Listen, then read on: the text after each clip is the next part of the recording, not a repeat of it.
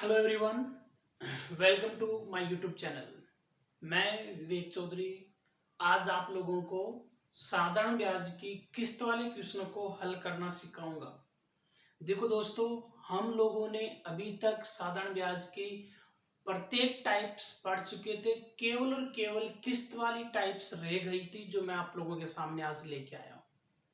यकीन मानिएगा, इतनी चीजें कम से कम 11-12 क्लासेस साधारण ब्याज की हो चुकी है।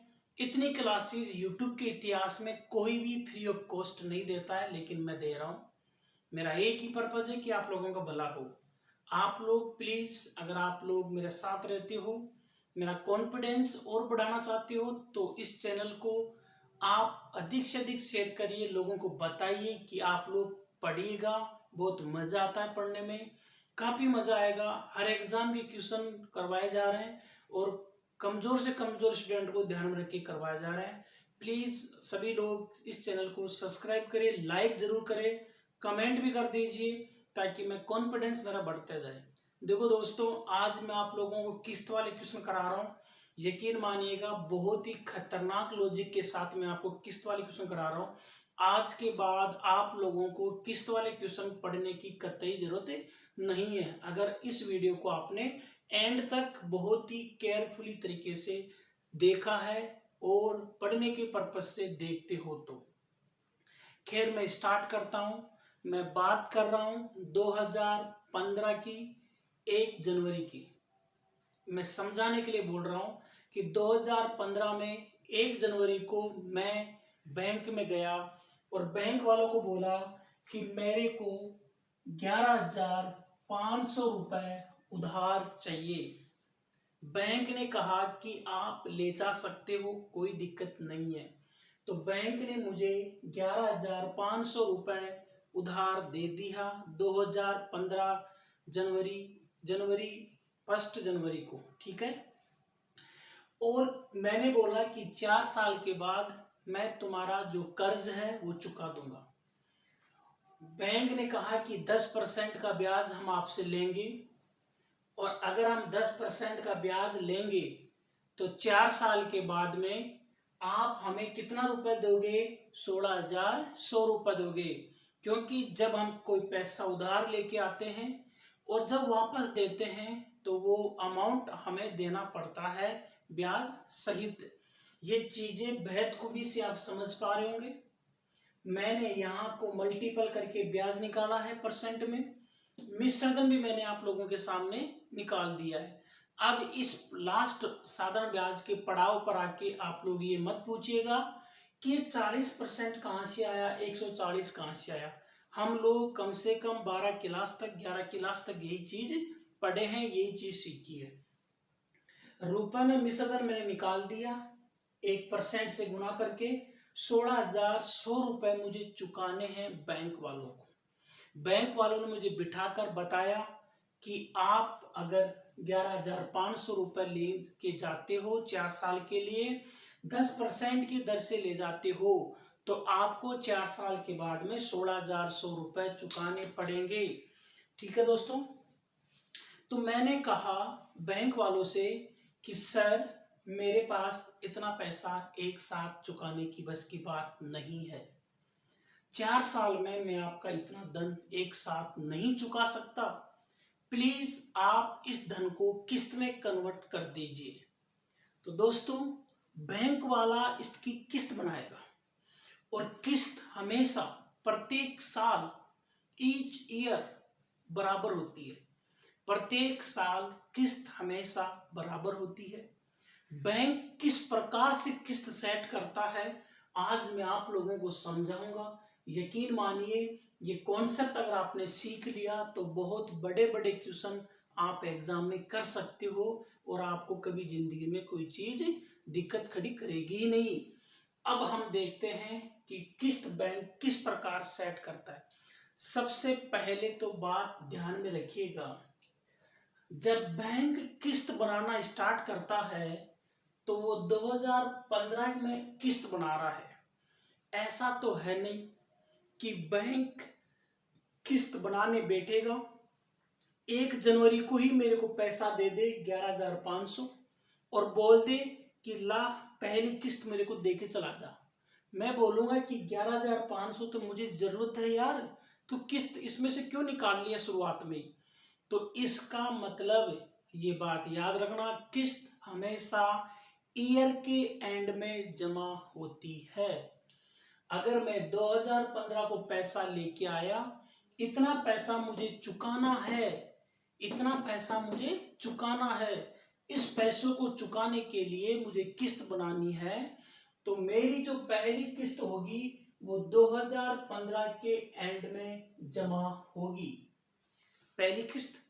दूसरी जो किस्त होगी वो 2016 के एंड में जमा होगी।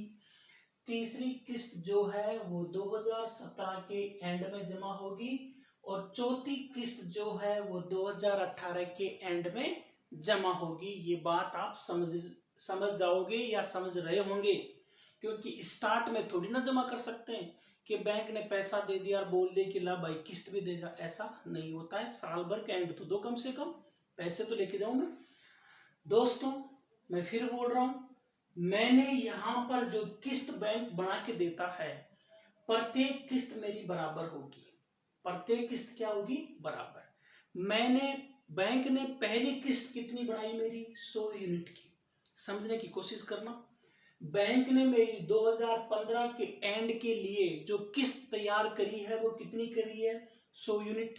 2016 के एंड के लिए भी 100 यूनिट, 2017 के एंड के लिए भी 100 यूनिट, 2018 के एंड के लिए भी 100 यूनिट की किस्त बैंक मेरे को तैयार करके देता है।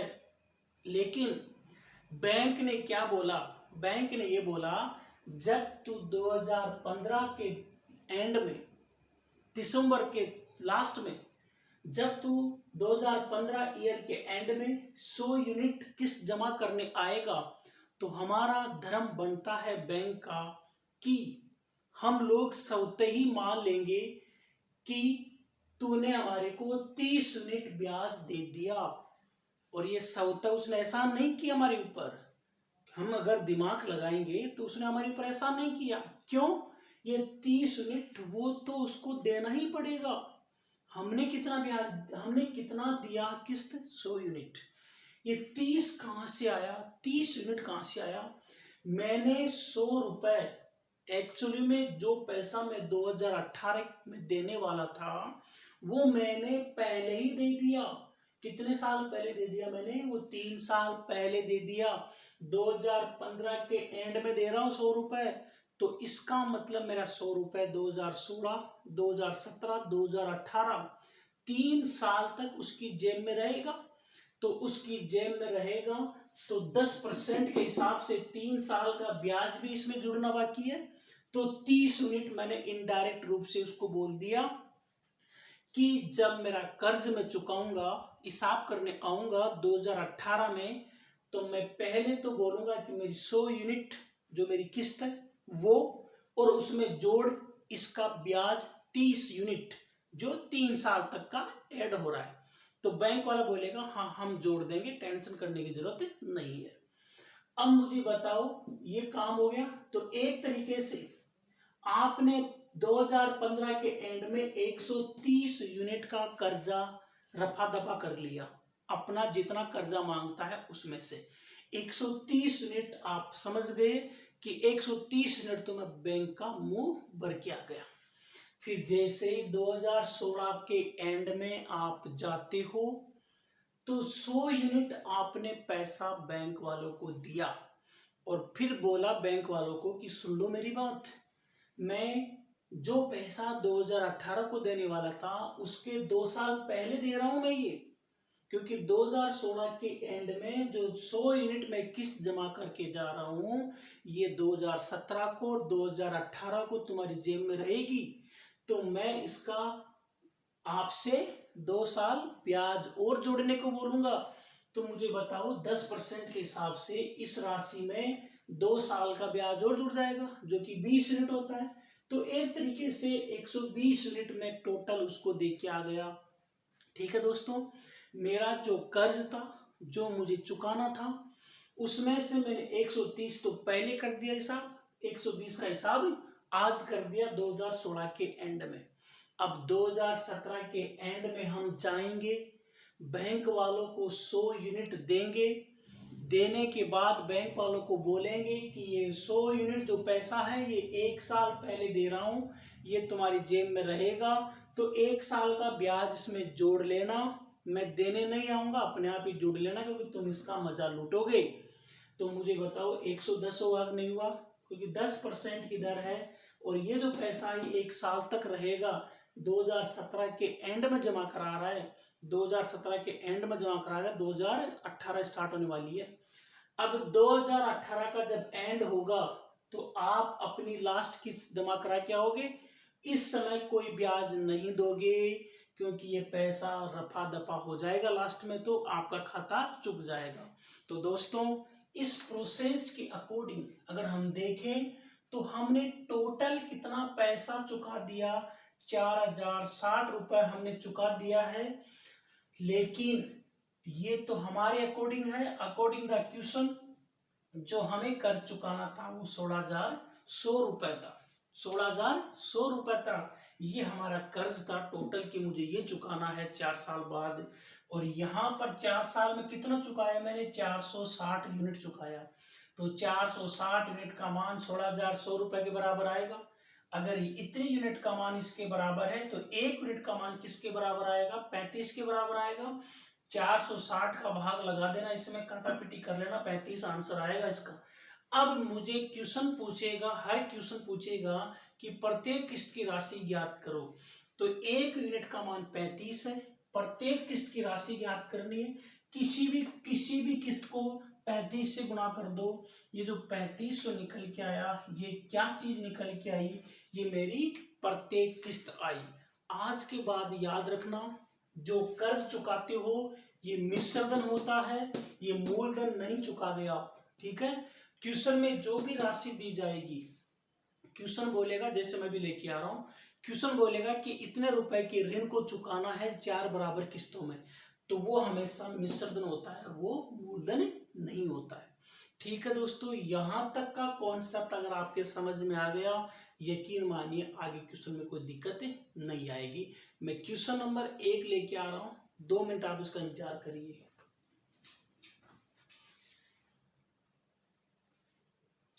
देखो दोस्तों, क्वेश्चन नंबर फर्स्ट क्या है, 10,750 रुपए के ऋण को 5% साधारण ब्याज की दर से 4 साल में चुकाया गया, प्रत्येक किस्त की राशि ज्ञात करो।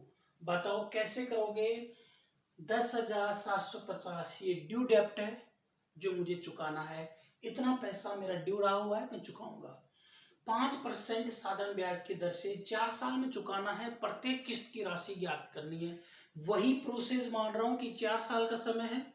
मैंने मान लिया कि मैंने 2015 में पैसा लेके आया था, चुकाना मुझे टोटल इतना है। मूलधन कितना है यहाँ पर नहीं मालूम कितना है, मूलधन से यहाँ हमें कोई मतलब नहीं है, हमें हमारा टोटल पैसा इतना चुकाना है। 4 साल का नाम लिया है, तो मैंने मान लिया कि 2015 के एंड में जो मैं पहली किस्त चुकाने जाऊंगा वो कितने की होगी, मेरी 100 यूनिट की होगी। दूसरी किस्त भी 100 की होगी, तीसरी भी 100 की होगी, चौथी भी 100 की होगी। हो गई पूरी 4 साल। तो 4 साल में मेरे को हिसाब पूरा करना है। लेकिन जब मैं बैंक में 2015 के एंड में 100 यूनिट की किस्त दे के आऊंगा, तो उनको मैं ये भी बोल के आऊंगा कि मेरा ये 100 यूनिट का जो पैसा है ये 3 साल तक तुम्हारे पास रहेगा। तो आप लोग ये मान लेना कि मैंने आपको 3 साल का ब्याज और दे दिया है। तो वो बैंक ने क्या समझा कि 5% के हिसाब से ये पैसा 3 साल तक रहेगा, तो बैंक इसके खाते में 15 यूनिट ब्याज और जोड़ देगा, अपने आप जोड़ देगा। और इसकी राशि कितनी मान लेगा कि इसने 115 यूनिट पैसा जमा करवा दिया, ये बैंक मान लेगा। दूसरी बात, जैसे ही 2016 के एंड में मैं मेरी किस्त चुका के आऊंगा जो कि 100 यूनिट की है, मैं उनको दे के आऊंगा और उनको बोल के भी आऊंगा कि मेरा पैसा 100 यूनिट 2 साल तक तुम्हारे बैंक में रहेगा, तो 2 साल का ब्याज अपने आप ही जोड़ लेना। क्योंकि अब आप मेरा जब हिसाब करोगे तो मैं बोलूँगा कि 2 साल का ब्याज भी जोड़ना चाहिए था आपको। तो मुझे बताओ 5% के हिसाब से ये पैसा 2 साल तक कितना रहेगा, 10 यूनिट का ब्याज देगा। और टोटल कितना बैंक उसको मान के चलेगा कि इस बंदे ने 110 जमा करवा दिया। इसी प्रकार इसकी बात करें 2017 के एंड में, 2017 के एंड में जब मैं 100 यूनिट उसको दे के आऊँगा तो मेरा पैसा 2018 तक रहेगा, 2018 तक रहेगा, 1 साल तक रहेगा। तो बैंक मेरे को 5% मतलब 5 यूनिट का ब्याज और जोड़ देगा और बैंक क्या मान लेगा कि इस बंदे ने 105 यूनिट का पैसा जमा करवा दिया। लेकिन 2018 के एंड में मैं जब पैसा चुकाने जाऊंगा तब मेरा पैसा रहेगा ही नहीं। 2018 का एंड में मैं जाऊंगा, मेरा रफा दफा कर दूंगा सारा काम। तो यहाँ पर मुझे बैंक 0 यूनिट का ब्याज मान के हिसाब करेगा। तो मेरा पैसा कितना हो जाएगा दोस्तों, 100 यूनिट हो जाएगा। अब मैं बैंक को बोलूंगा कि मैंने टोटल इतना पैसा चुका दिया। बताओ दोस्तों कितना आया, 5 और 5 10 की 0 हासिल की 1 और 1 2 और 3 और ये कितना आया 1 2 3 4 430 यूनिट मैंने टोटल चुका दिया। लेकिन 430 यूनिट का जो मान है, 430 यूनिट का मान क्वेश्चन ने कितना बता रखा है दोस्तों, 10,750 रुपये बता रखा है। मैंने 430 रुपये चुकाए, इधर इतना चुकाया। अगर मैं 1 यूनिट का मान ज्ञात करना चाहूंगा तो 25 निकल के आएगा। 430 का भाग लगा देना, 25 400 25 75, ये सेट हो गया। 1 यूनिट का मान 25 है। क्वेश्चन ने पूछा है प्रत्येक किस्त का मान ज्ञात करो। अगर मैं इसको 25 से गुना करूंगा तो दोस्तों कितना आएगा, 2500 रुपये मेरी पहली किस्त या प्रत्येक किस्त कितनी हो जाएगी दोस्तों, 2500 रुपये की मेरी प्रत्येक किस्त हो जाएगी। मैं उम्मीद कर सकता हूं कि आज आप लोग बहुत अच्छी तरीके से इन चीज़ों को समझ पा रहे हो, बहुत अच्छी तरीके से समझ पा रहे हो।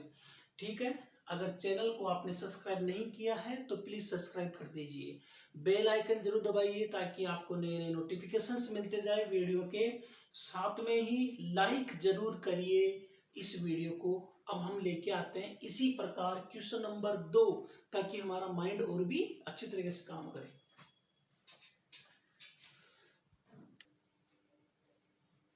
दोस्तों हम क्वेश्चन नंबर 2 की बात करते हैं। 17,200 रुपए के ऋण को 4 साल के बाद 5% साधारण ब्याज की दर से 4 बराबर वार्षिक किस्तों में चुकाया जाना है। प्रत्येक किस्त की राशि ज्ञात करो। मैं 2-2 क्वेश्चन लेके आ रहा हूँ ताकि आपको बहुत बेहतरीन तरीके से समझ में आए सारी बातें। ठीक है, मेरा हमेशा उद्देश्य ये रहेगा कि आप लोग 100% सारी चीज़ सीख पाओ ताकि एक भी थोड़ी सी मिस्टेक से कोई क्वेश्चन गलत नहीं हो। आप लोग मुझे नहीं पता मेरी हेल्प कर रहे हो नहीं कर रहे हो, लेकिन मैं तो आपकी हेल्प कर रहा हूँ। ठीक है, आप लोग शेयर कर रहे हो या अपने दोस्तों को बता रहे हो या सब्सक्राइब करने के लिए बोल रहे हो, मुझे नहीं मालूम कर रहे हो कि नहीं कर रहे हो, लेकिन मुझे इतना पता है कि मैं मेरा काम ईमानदारी से कर रहा हूँ। देखो दोस्तों करना क्या है, यही हम बात करें। थोड़ा सा इसको देख लेते हैं। मेरा जो ड्यू डेप्ट है वो कितना है, 17,200 रुपये। मुझे 17,200 रुपये बैंक को चुकाने हैं और वो भी 4 बराबर वार्षिक किस्तों में। और बैंक ने मेरे को 5% के हिसाब से 4 साल के लिए साधारण ब्याज लागू कर रखा है। तो बैंक को मैंने मान लिया 4 बराबर किस्त है, तो मैं यही पैटर्न अपना के चल रहा हूँ कि पहली किस्त मैं 2015 के एंड में चुका रहा हूँ। क्या हमेशा 2015 ही मानेंगे? नहीं, आपका जो मन करे आप वो मान सकते हो। ठीक है, मैंने 2015 में मान लिया कि मेरी जो पहली किस्त है वो कितनी है, 100 यूनिट है। मेरी पहली किस्त कितनी है दोस्तों, 100 यूनिट है। मैंने 2015 के अंदर एंड में 100 यूनिट का पैसा बैंक को दे के आया और उसको बोल के आया कि ये पैसा तू तेरी जेब में 2016, 17 और 18 तक रखेगा। तो एक तरीके से मैंने तेरे को 3 साल का ब्याज और दे दिया। अगर 1 साल का ब्याज 5% है तो 3 साल का कितना आएगा दोस्तों, 3 साल का आएगा 15%। तो मैं यहाँ पर बोल सकता हूँ कि मैंने 15 यूनिट और आपको दे दिया। तो एक तरीके से मैंने टोटल कितना कर्ज चुका दिया, 115 यूनिट चुका दिया है। बैंक ने कहा कोई दिक्कत नहीं है, हम बात पर एग्री हैं। 2016 के एंड में जैसे ही आप जाते हो और बैंक को बोलते हो कि ले मेरी 100 यूनिट की किस्त ले ले, साथ में 2 साल पहले मैं तेरे को पैसा दे के जा रहा हूं और 2 साल पहले मैं तेरे को पैसा दे के जा रहा हूं, तो 5% के हिसाब से 2 साल का ब्याज और जोड़ दे, जो कि कितना होता है 10 यूनिट। तो मुझे बताओ यहाँ पर कितना हो जाएगा, 110 यूनिट चुक गया। इसी प्रकार 2017 के एंड में जब मैं 100 यूनिट की किस्त जमा कराने जाऊंगा तो मैं बैंक को बोल के आऊंगा कि मैंने तेरे को 1 साल पहले जमा करा दिया, तो 5 यूनिट भी मैंने तेरे को जमा करा दिया, तो 105 यूनिट हो गई। लेकिन 2018 के एंड में मैं कोई भी इंटरेस्ट नहीं दूंगा, क्योंकि मैं पूरा जो भी मेरा रफा दफा करके आऊंगा मामला, मतलब 0 यूनिट का रहेगा। और मैंने कितना दे दिया, 100 यूनिट दे दिया। दोस्तों मैंने कितना पैसा चुकाया, यहां से मैं बात करूं तो मैंने 5 5 10 की 0 हासिल की, 1 2 और 3, मैंने 430 रुपए चुकाए। ठीक है, मैंने कितने रुपए चुकाए, 430 यूनिट। लेकिन क्वेश्चन कितना ड्यू डेट बता रखा है, क्वेश्चन ने बताया है कि 430 का जो मान है वो 17,200 है। इसका मतलब 430 यूनिट 17,200 के बराबर है, तो 1 यूनिट किसके बराबर आएगी, 430 का जब मैं भाग लगाऊंगा यहाँ पर तो 40 के बराबर आएगी। और प्रत्येक यूनिट को, अगर प्रत्येक यूनिट 100 की है, इसको मैं 40 से गुना कर दूं तो मेरा प्रत्येक यूनिट कितने का आएगा दोस्तों, 4,000 मेरी प्रत्येक किस्त आएगी। ठीक है, मैं उम्मीद कर सकता हूं कि आप लोगों ने चीज समझ पाए होंगे। ये 4 बराबर किस्त थी, एक क्वेश्चन में 3 का करवा देता हूं ताकि आपको दिक्कत नहीं आए। देखते हैं क्वेश्चन नंबर 3।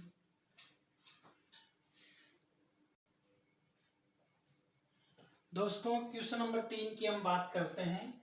12,960 रुपए के ऋण को ड्यू डेप्ट दे रखी है, 8% ब्याज की दर से 3 साल में चुकाया गया, प्रत्येक किस्त की राशि याद करो। 3 साल में चुकाया गया तो 3 बराबर किस्तों में चुकाया गया। क्या करोगे, मैंने वही मान लिया कि 2015 के एंड में मैंने पहली किस्त कितनी जमा कराई, 100 यूनिट करवाई। 2016 में कितनी करवाई, 100 यूनिट करवाई। 2017 में कितनी कराई, 100 यूनिट करवाई। मैंने ये मान लिया कि मैंने पैसा बैंक से 2015 में लिया था। 2015 का जैसे ही एंड होता है मैंने 100 यूनिट की किस्त जमा करा दी। मेरा ड्यू डेप्ट है 12,960 रुपए, जिसको मुझे टोटल चुकाना है। लेकिन जब मैं 2015 के एंड में बैंक में जाऊंगा तो बैंक वालों को बोलूंगा कि पैसा जो मैं 2017 में चुकाने वाला था वो मैंने आपको 2 साल पहले ही चुका रहा हूं, तो 2 साल का ब्याज इसमें ऐड रखना, पहले से ही तुम लोग जेब में डाल के रखना कि मैंने चुका दिया है, वो मान के रखना। तो दोस्तों 8% के हिसाब से 2 साल में वो कितना ब्याज बैंक ऐड करेगा, 16। तो एक तरीके से उसने कितना पैसा चुका दिया, 116। इसी प्रकार 2016 के एंड में 1 साल तक रहेगी, 2016 खत्म हो गई, 17 स्टार्ट होने वाली है, तो 8 रहेगा, तो यहाँ पर 108 आएगा, यहाँ 0 आएगा, यहाँ पर 100 आएगा। ये चीजें आप समझ रहे होंगे। अब दोस्तों मुझे बताओ कितना आएगा, यहाँ से अगर हम बात करें, यहाँ पर तो आएगा 4 और यहाँ पर 2, 324 और 324 यूनिट मैंने चुकाया है टोटल। और क्वेश्चन ने कितना बता रखा है, मेरी ड्यू डेप्ट 12,960 रुपए। दोस्तों कितने आएगी, 40 मल्टीपल बैठेगा, ये 324 का भाग लगा देना इसके अंदर, 40 पर जाएगा। एक टुकड़े का मान 40 है, अगर मैं इसको भी 40 से गुना कर दूं तो दोस्तों कितना आंसर आएगा, 4,000 मेरा आंसर आएगा। मैं उम्मीद कर सकता हूं कि आप लोग मेरी बात को बेहतरबी से समझ पाए होंगे। ये तो थी प्रत्येक किस्त की राशि ज्ञात करना। एक क्वेश्चन दर भी पूछता है कि दर भी ज्ञात करो नगद भुगतान करके, तो 1-2 क्वेश्चन हम उसके भी देख लेते हैं, फिर हम इसको कंप्लीटली क्लोज कर देंगे। ठीक है दोस्तों,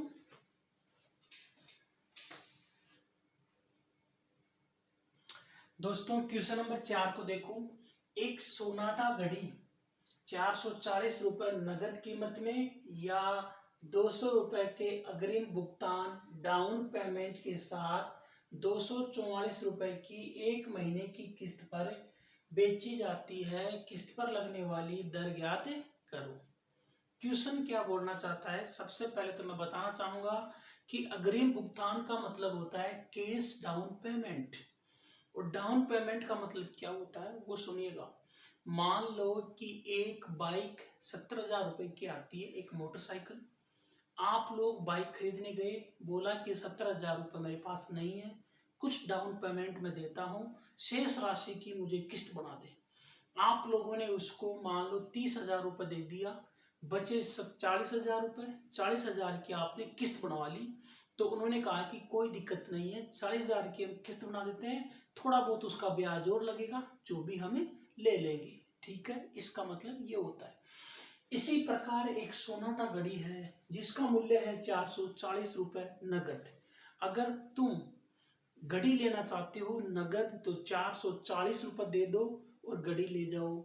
अगर तुम्हारे पास 440 रुपये नहीं है तो घड़ी मुझे वापस दे जाओ।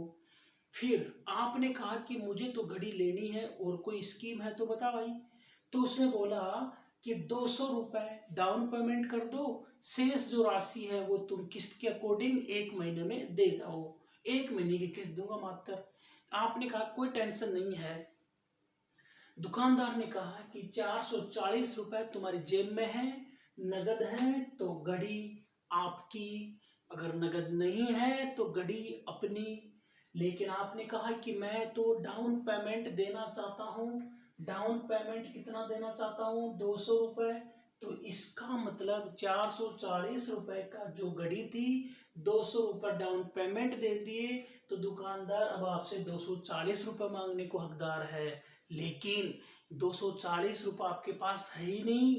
अब आप ये शेष राशि बोलना चाहोगे कि मैं 1 महीने के बाद देना चाहूँगा। तो दुकानदार ने कहा कि 1 महीने बाद देगा तो इसकी जो किस्त बनेगी 244 रुपये की बनेगी। आपने कहा कि इतना बुरा अन्याय क्यों कर रहा है भाई तू मेरे साथ, कि 240 की जगह में 244 क्यों दूं, कि 4 रुपये इसका ब्याज लगेगा। 4 रुपये क्या लगेगा इसका ब्याज।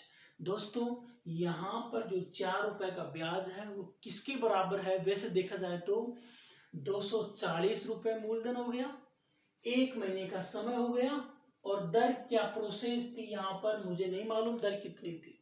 तो मेरे को ब्याज मिल गया, मेरे को मूलधन मिल गया। तो मैं मूलधन रेट पता नहीं, 1 महीने को मैंने कन्वर्ट कर दिया साल में, 1/12 काटा पेटी किया तो मेरी दर कितनी आ गई, 20% मेरी दर आ गई। ये दर डायरेक्ट कैसे निकल पाए आपने, जब किस्त 1 हो। अगर किस्त 2-3 हो तो यहाँ पर थोड़ा सा आपको एक अलग से कॉन्सेप्ट समझने में आएगा। जैसे क्वेश्चन नंबर हम करते हैं 5।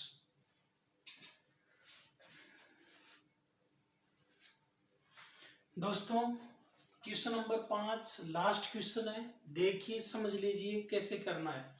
एक सोनाटा घड़ी 10,000 रुपये नगद कीमत में, 2,000 रुपये डाउन पेमेंट और 4,500 रुपये 2 माह की किस्त पर बेची जाती है और आपको ब्याज की दर ज्ञात करनी है। क्वेश्चन क्या बोल रहा है, एक दुकानदार बोल रहा है कि अगर आप लोगों के पास 10,000 रुपये नगद हैं तो सोनाटा घड़ी आप लोगों की हो गई। हमने कहा हमारे पास 10,000 रुपये नगद नहीं है, तो बोला कि घड़ी मेरी हो गई। हमने कहा कि इसके अलावा कोई है प्रोसेस, तो उसने कहा कि है। अगर आप लोग 10,000 में से 2,000 रुपये मुझे डाउन पेमेंट कर सकते हो और बची राशि 8,000, उस 8,000 की मैं किस्त बना दूंगा 2 महीने की, और प्रत्येक महीने में वो किस्त जमा करवानी पड़ेगी प्रत्येक महीने की। अब मुझे 8,000 रुपये चुकाने हैं, 2,000 रुपये देने के बाद 8,000 रुपये चुकाने, मेरा 8,000 रुपये शेष बच गया। ये मेरा टारगेट मेरे दिमाग में डली हुई है कि मैं 8,000 रुपये चुकाऊंगा, वो भी किस्तों के फॉर्मेट में। ठीक है, जो शेष राशि है मुझे 2 महीने में चुकानी है, किस्त के फॉर्मेट में चुकानी है। पहली मेरी जो किस्त रहेगी वो 4500 की रहेगी, 1 महीने के बाद मैं जाऊंगा 8,000 रुपये, मेरे पास 8,000 रुपये का कर्जा है, ड्यू डेप्ट है, और मैं 1 महीने के बाद गया और उसको पहली किस्त दे के आ गया। 1 महीने में गया, पहली किस्त दे के आ गया, और कोई ब्याज भी है, पता नहीं कितना ब्याज लगा। वो मैंने 45 रुपए की पहली किस्त दे दी, अगले महीने में दे दी 4500 की, तो दो महीने में कितनी दे दी मैंने टोटल रुपए 9000 तो 8000 से 9000 का मतलब मेरा ब्याज कितना हो गया भाई 1000 रुपए मैं ब्याज और दे चुका। ठीक है, अब मुझे दर निकालनी है। दर के लिए मैं इसको यहां से हटाऊंगा। क्वेश्चन तो आप लोगों ने नोट कर लिया होगा।